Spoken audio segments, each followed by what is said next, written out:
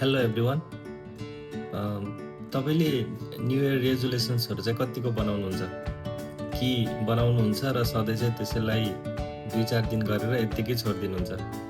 अबको वर्ष चाहिँ त्यस्तो नगर्नुहोस्। तपाईँको पनि केही गोल होला, केही सोच होला, यहाँ पुग्छु भन्ने, यस्तो बन्छु भन्ने होला।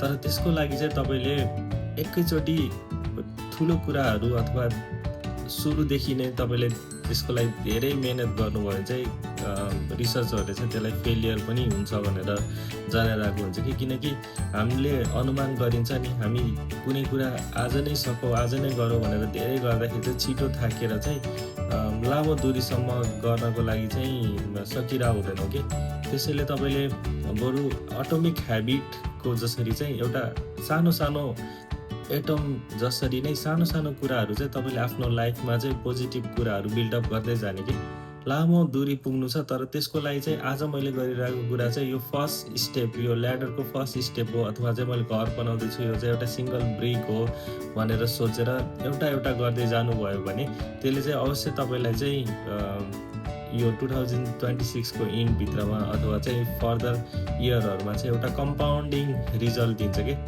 त्यसरी नै तपाईँले सानो सानो कुराहरू पोजिटिभ कुराहरू आफ्नो लाइफमा गर्दै जानुभयो भने तपाईँ जे कुरा गर्न चाहनुभएको छ जुन गोलमा तपाईँ रिच गर्न चाहनुभएको छ त्यसमा अवश्य पुग्नुहुन्छ।